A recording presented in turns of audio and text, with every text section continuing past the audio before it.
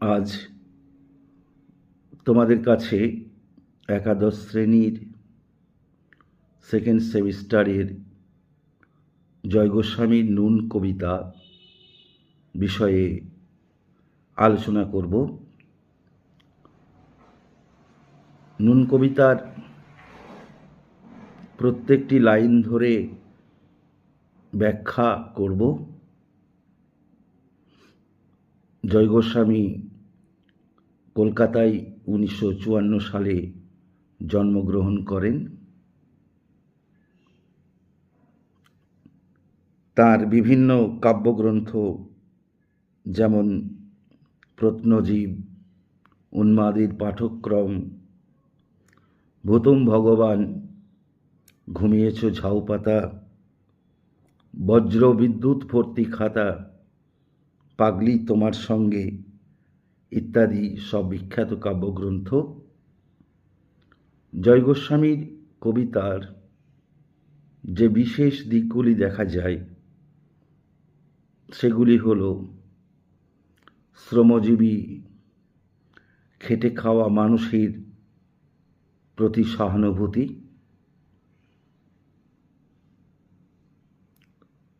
সাধারণ মানুষের জীবনযাত্রার প্রতি কবির একটা আত্মিক টান আছে। তাছাড়াও সমসাময়িক সমাজ, রাষ্ট্র ব্যবস্থা ইত্যাদি বিষয়েও কবিতার বিভিন্ন কবিতায় আলোকপাত করেছেন। আমাদের এই নুন কবিতাটি খেটে খাওয়া সাধারণ নিম্নবিত্ত মানুষের জীবনযাত্রার, জীবন সংগ্রামের কাহিনী। এই কবিতায় যে কথক রয়েছেন তিনি একটি বিশেষ সমাজের, নিম্নবিত্ত সমাজের প্রতিনিধি। তিনি সমস্ত সমাজের প্রতিনিধি হয়ে আমরা শব্দটি ব্যবহার করেছেন। আমরা বলতে খেটে খাওয়া সমাজের মানুষ। তাই বলছেন, আমরা তো অল্পে খুশি, কি হবে দুঃখ করে, আমাদের দিন চলে যায় সাধারণ ভাত কাপড়ে। এই খেটে খাওয়া নিম্নবিত্ত মানুষেরা অল্পে সন্তুষ্ট, তারা জীবনে বেশি কিছু চান না। আমাদের মনে পড়ে সাধক কবি রামপ্রসাদের সেই গানটি, চায় না মাগো রাজা হতে। তিনি কি চান? দুবেলা দুমুঠো খেতে। ঠিক এই ভাবনারই প্রকাশ এই নিম্নবিত্ত মানুষের জীবনযাত্রার মধ্য দিয়ে কবি তুলে ধরেছেন। তাদের উচ্চাকাঙ্ক্ষা নেই, আকাশ ছোঁয়া স্বপ্ন নেই। তারা কোনো রকমই টিকে থাকতে চান, বেঁচে থাকতে চান, অন্ন বস্ত্রের সংস্থান চান। এই যে বেশি কিছু তাদের জীবনে নেই, এজন্য তারা দুঃখও করেন না, কোনো ক্ষোভও দেখান না। কারণ তারা জানেন দুঃখ করে কোনো লাভ নেই, ক্ষোভ দেখিয়ে কোনো লাভ নেই। তারা অতি সাধারণভাবে এই জীবনে টিকে থাকতে চান। দুঃখ করলে দুঃখ বেড়েই যাবে, তা থেকে কোনো মুক্তির পথ তারা খুঁজে পাবেন না। তাই তারা দুঃখ করতে চান না। সাধারণ ভাত কাপড়ে তাদের দিন চলে যায়। তারা বিলাসিতাময় জীবন কামনা করেন না। একটু সাদামাটা ভাত, সাদামাটা জীবন, সাদামাটা পোশাক, যেখানে কোনো বিলাসিতা নেই, সেই জীবনটাই তাদের কাছে কাম্য। চলে যায় দিন আমাদের অসুখে ধার দেনাতে, রাত্রিরে দুই ভাই মিলে টান দিই গঞ্জিকাতে। তাদের জীবনে অসুখ বিসুখ আসে, শরীর থাকলে অসুখ আসবে, দেহ তো ব্যাধির মন্দির। কিন্তু অসুখ বিসুখ দেখানোর জন্য বা চিকিৎসা করানোর জন্য অর্থ তাদের নেই, কিন্তু বাঁচতে তো হবে, তাই ধার দেনা করে তারা চিকিৎসা করেন।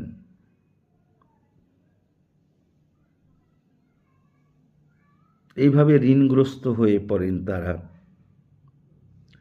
এটাই যেন তাদের নিয়তি।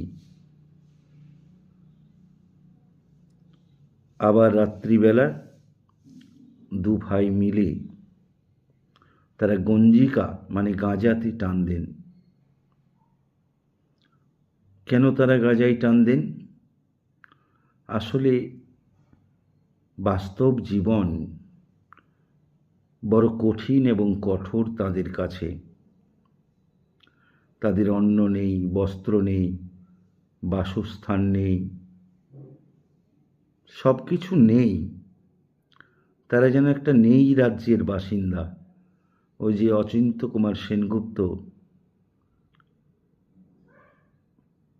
ছন্নছাড়া কবিতায় একদল বেকার যুবক সম্পর্কে বলেছিলেন, তারা নেই রাজ্যের বাসিন্দা। তাদের জীবনে অন্ন নেই, বস্ত্র নেই, চাকরি নেই, পড়াশোনার জন্য কলেজ বিশ্ববিদ্যালয়ে সিট নেই, হাসপাতালে বেড নেই। এটা যেন নিম্নবিত্ত জীবনের সেই দুঃখ যন্ত্রণারই একটা দিক। এদের ক্ষেত্রেও এটা সত্য। এই যে দুঃখ, যন্ত্রণা, আঘাত, অভাব, অনটন, এগুলো তাদেরকে কষ্ট দেয়, যন্ত্রণা দেয়। সেই যন্ত্রণা ভুলতে তারা গাঁজার মতো মাদকদ্রব্য সেবন করেন বা গ্রহণ করেন। এই গাঁজা জাতীয় বা মাদকদ্রব্যগুলো গ্রহণ করলে সাময়িকভাবে মন দুশ্চিন্তা মুক্ত হয়, মন ভুলে থাকে, মনে কিছুটা ফুর্তি আসে, স্নায়ু বা নার্ভগুলো মাদকদ্রব্য গ্রহণের ফলে নিস্তেজ হয়ে পড়ে, শরীরে উত্তেজনা থাকে না।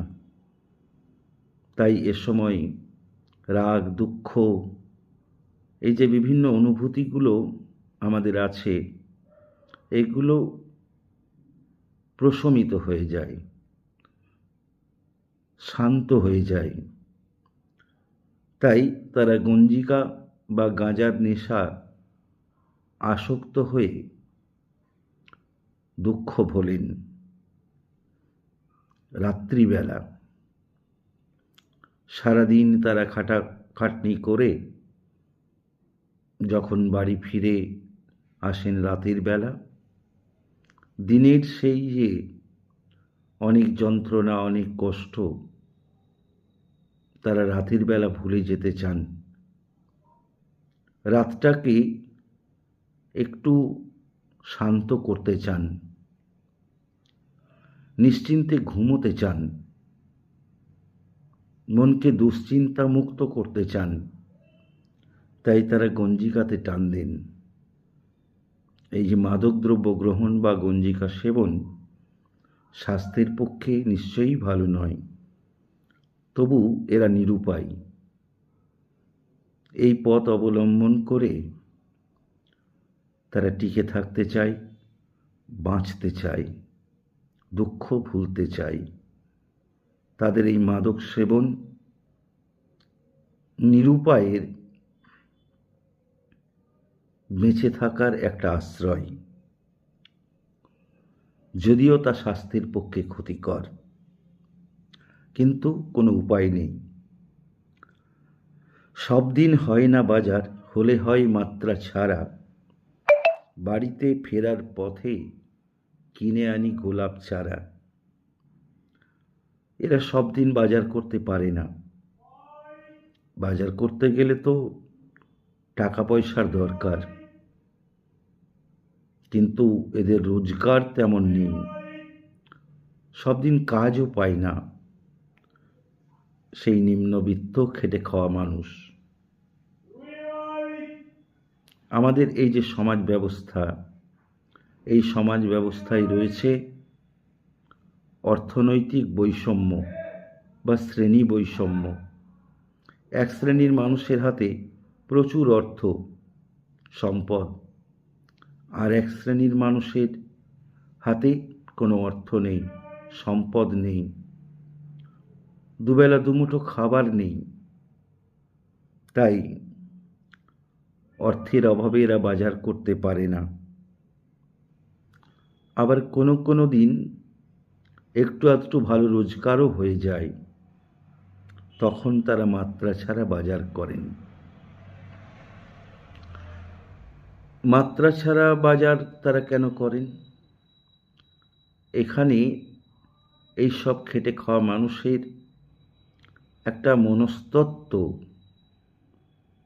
তুলে ধরেছেন কবি, যে এদের আয় যদি নিয়মিত হতো, প্রতিদিন ভালো রোজগার হতো, তাহলে এরা একটা সঞ্চয় করতে পারতেন, বা সঞ্চয় করার একটা নিয়মিত মানসিকতা তাদের মধ্যে গড়ে উঠত।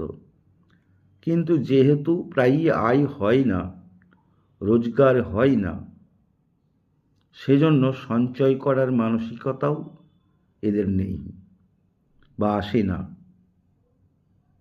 কারণ এরা দিন আনা দিন খাওয়া লোক, যেটুকু রোজগার করে সেটুকুই খরচ হয়ে যায়। তাই কোনোদিন একটু বেশি আয় হলে তারা একটু বেশি ব্যয় করে ফেলে, খরচ করে ফেলে, কারণ সঞ্চয় করার মানসিকতা তাদের মধ্যে নেই। আর হঠাৎ একদিনের সঞ্চয় দিয়ে তারা এমন কিছু করতেও পারবে না, একদিন দুদিনের সঞ্চয় তাদের সব সমস্যার সমাধানও করে দিতে পারবে না। তাই এরা বিবেচনাহীনভাবে মাত্রাতিরিক্ত বাজারও করে ফেলে। আসলে এদের মধ্যেও তো স্বপ্ন আছে, আশা আছে, আকাঙ্ক্ষা আছে, ভালো খাওয়ার, কিছুটা ভালো পড়ার।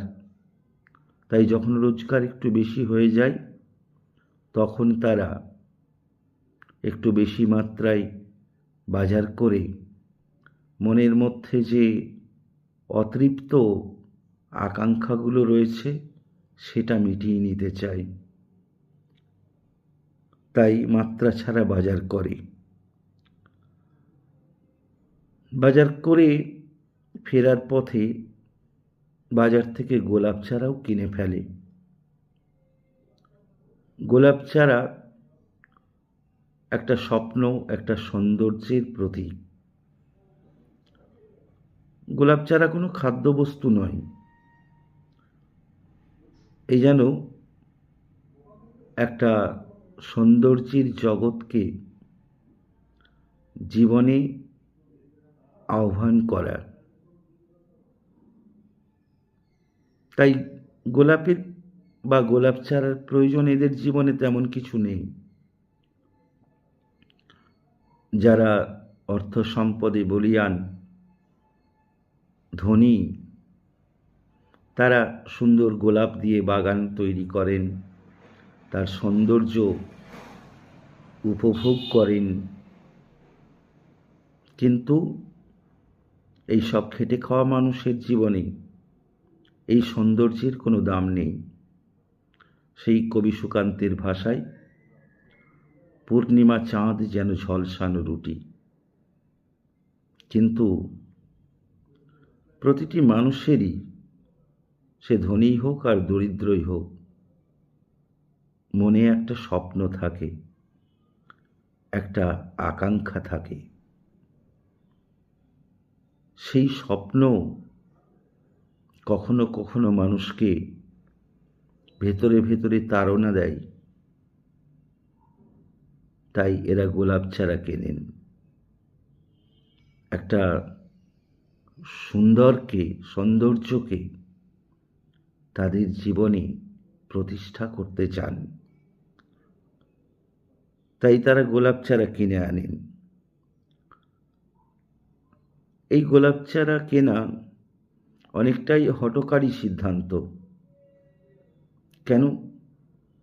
গোলাপ চারাকে তো রোপণ করতে হবে, তার জন্য মাটি চাই, জমি চাই। কিন্তু এরা যে পরিবেশে, এলাকায় বসবাস করে, যে বাড়িতে বসবাস করে, সেখানে বাড়তি জায়গা নেই, জমি নেই, কোনো রকমে মাথা গুঁজে থাকে। গোলাপ চারা পোঁতার মতো বা রোপণ করার মতো জায়গা তাদের বাড়িতে নেই। তাই কবি বলেন, বা এই নিম্নবিত্ত মানুষেরা বলেন, পুঁতব কোথায়, জায়গা নেই। আবার একটা সংশয়ও দেখা দেয়, যদি কোনো রকমে পোঁতার জায়গা পাওয়াও যায়, কিন্তু সে গাছে কি ফুল হবে? গাছ লাগালেই কি ফুল হয়? অর্থাৎ তারা যে স্বপ্ন দেখেন, সেই স্বপ্ন কি পূরণ হবে, তার কোনো নিশ্চয়তা নেই। স্বপ্ন দেখা যত সহজ, স্বপ্ন পূরণ করা তার চেয়ে অনেক কঠিন। তার কারণ বাস্তব বড় নির্মম, বড় রুক্ষ, বড় কঠোর। তাই ফুল কি হবেই তাতে? তাদের জীবনে সৌন্দর্যের আগমনের কোনো নিশ্চয়তা নেই। দুঃখ, দারিদ্র্য, অভাব, অনটন, শিক্ষাহীনতা, স্বাস্থ্যহীনতা তাদের জীবনকে দুর্দশায় ভরিয়ে রেখেছে। সে অনেক পরের কথা, টান দিই গঞ্জিকাতে। ফুল হয়তো হবে না, সে অনেক পরের কথা। সে ইচ্ছে পূরণ তারা করতে পারবে না। তাই দুঃখ ভুলতে, যন্ত্রণা ভুলতে আবার তারা নেশায় আসক্ত হয়, গঞ্জিকা বা গাঁজা সেবন করে। সুন্দরকে চেয়েছিল জীবনে, কিন্তু সুন্দর এলো না। স্বপ্ন পূরণ করতে চেয়েছিল, স্বপ্ন সত্য হলো না। তাই গাঁজার নেশা করে, গঞ্জিকা সেবন করে তারা দুঃখকে এড়িয়ে চলতে চায়, দুঃখের হাত থেকে বাঁচতে চায়, টিকে থাকতে চাই। আমরা তো এতেই খুশি, বলো আর অধিক কে চাই?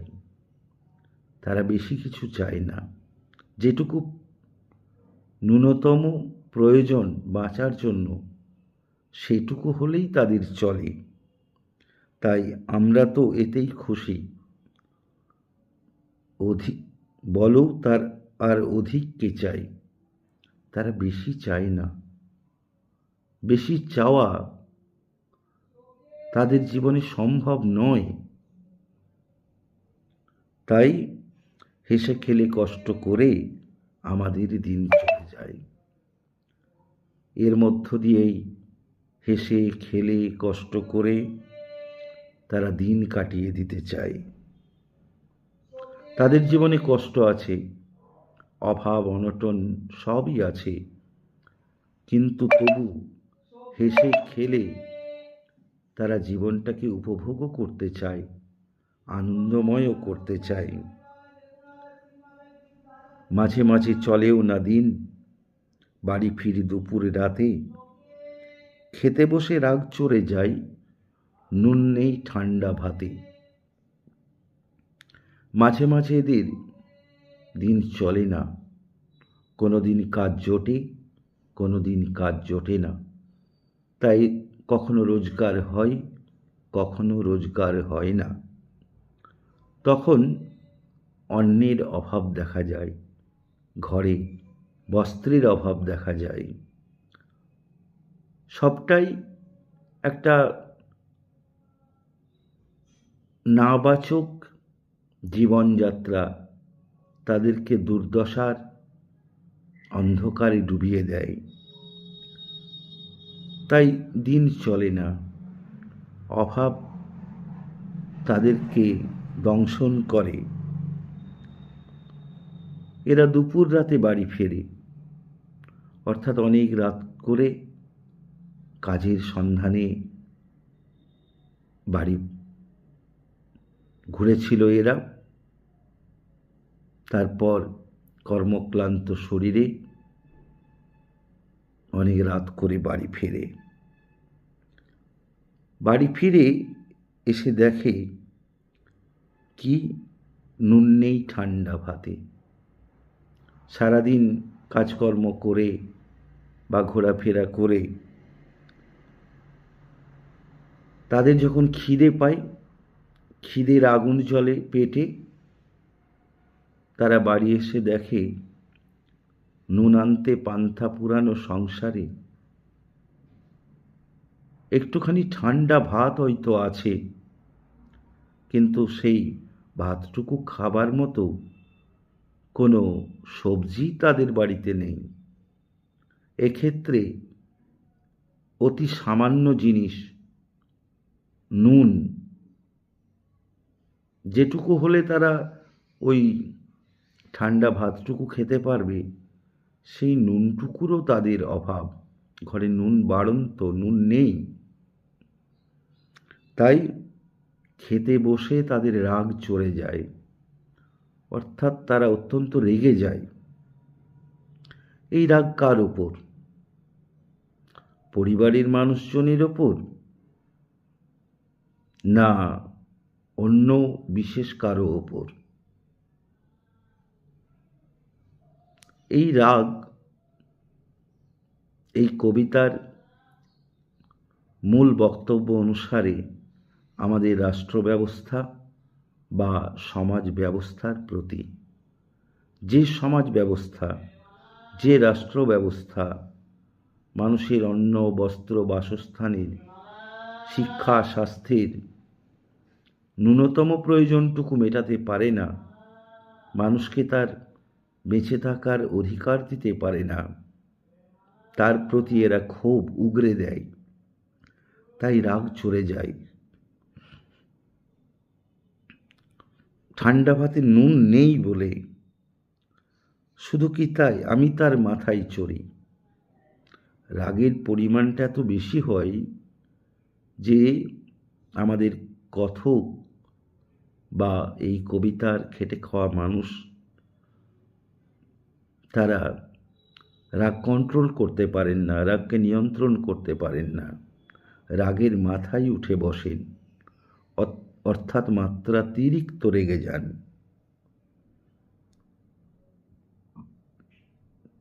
বাপ বেটা দুভাই মিলে সারা পাড়া মাথায় করি। এই অভাব অনটনের সংসারে তখন তারা কলহ শুরু করেন নিজেদের মধ্যে, পরিবারের লোকজনের মধ্যে। এখানে পরিবারের যেসব মানুষের কলহ করার কথা বলা হয়েছে তারা হলেন বাপ বেটা। আবার এদেরকে দু ভাই বলা হচ্ছে। আমাদের আঞ্চলিক প্রবাদে আছে বাপ বেটা দুই ভাই। এখানে এই পরিবারের অভাব অনটনের মধ্যে বাপ বেটার যে একটা সম্পর্ক, যে সম্পর্কের মধ্যে পিতা পুত্রের মধ্যে একটা সমীহ থাকে, একটা দূরত্ব থাকে, একটা সম্ভ্রমের জায়গা থাকে, অভাব সেই সমীহ সম্ভ্রমের জায়গাটা নষ্ট করে দেয়। অভাবের জন্য এরা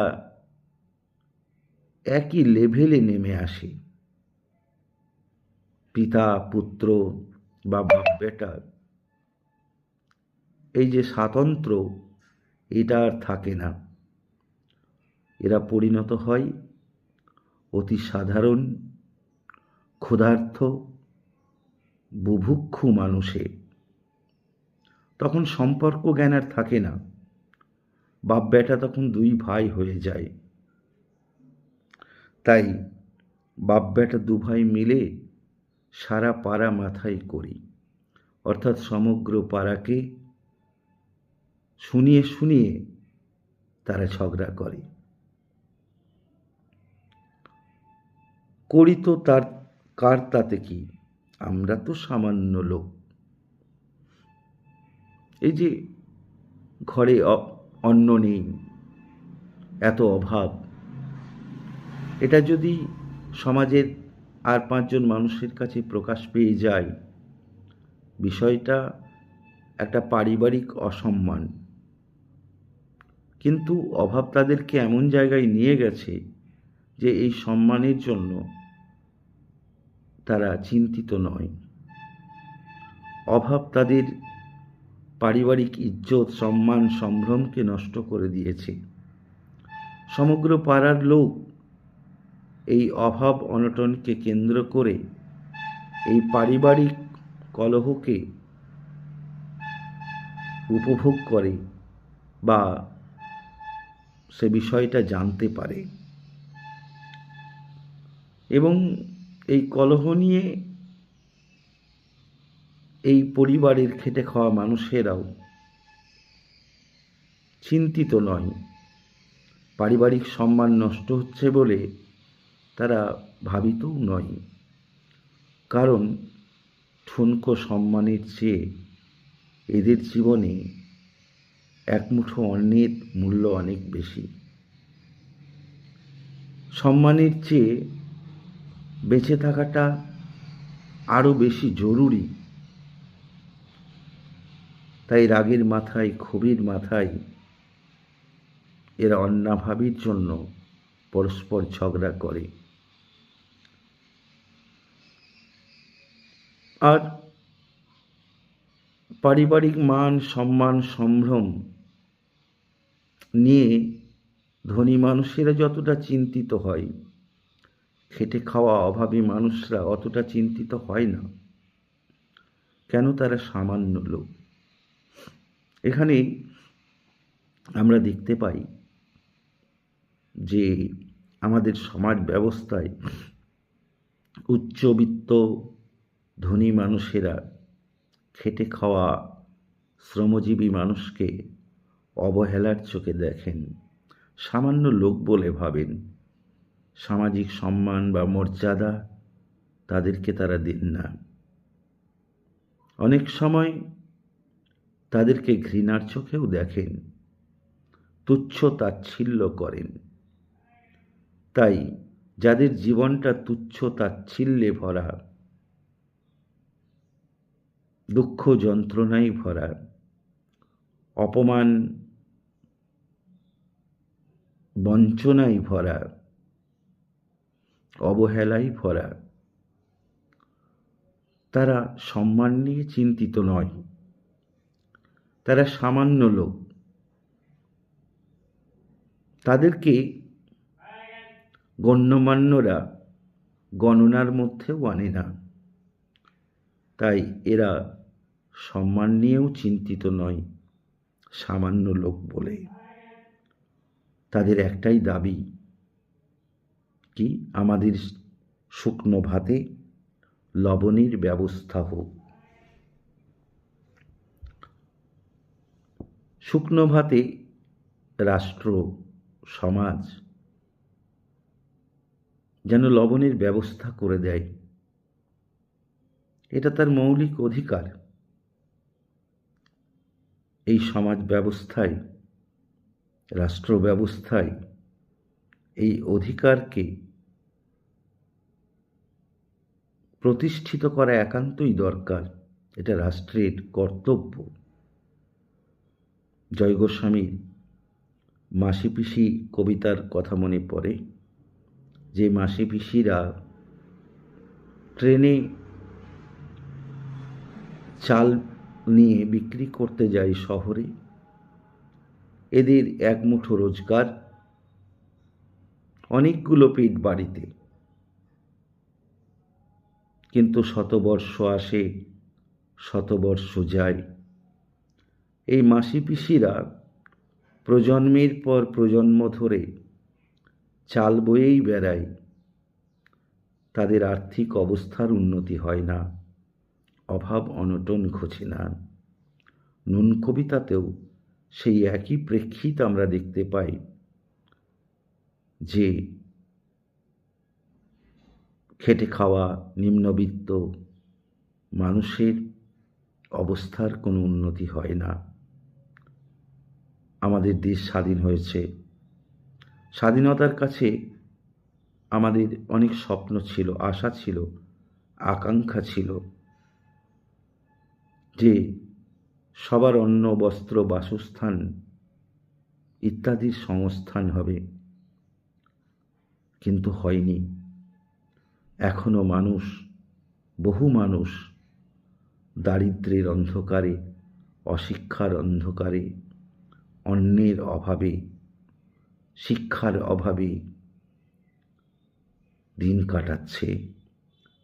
তারা স্বাস্থ্য পরিষেবাও পাচ্ছে না। তাই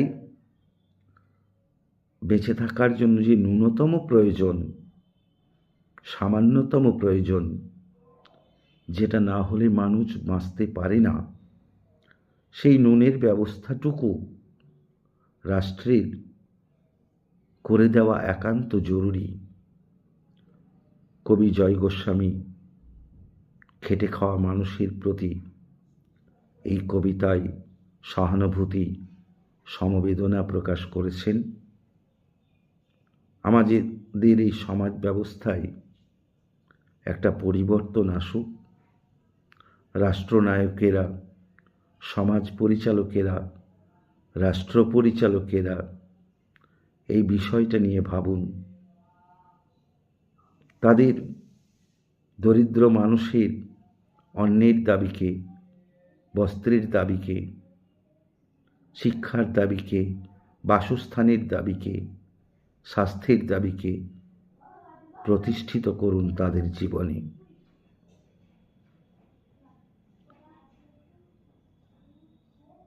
এভাবেই নুন কবিতার মধ্য দিয়ে কবি জয় গোস্বামী খেটে খাওয়া নিম্নবিত্ত মানুষের জীবন যন্ত্রণার কাহিনী তুলে ধরেছেন, এবং সেই সঙ্গে তাদের জীবনে যেটুকু ন্যূনতম প্রয়োজন সেটুকু মিটিয়ে দেওয়ার দাবি জানিয়েছেন রাষ্ট্র ব্যবস্থার কাছে। কবিতাটি তোমরা খুব ভালোভাবে পড়বে। আমি যেটুকু আলোচনা করলাম, এই আলোচনার মধ্য দিয়ে আশা করি তোমরা কবিতাটা আত্মস্থ করতে পারবে। আজকের মতো এখানেই শেষ করছি। পরবর্তী ক্লাসে তোমাদের সঙ্গে আবার দেখা হবে।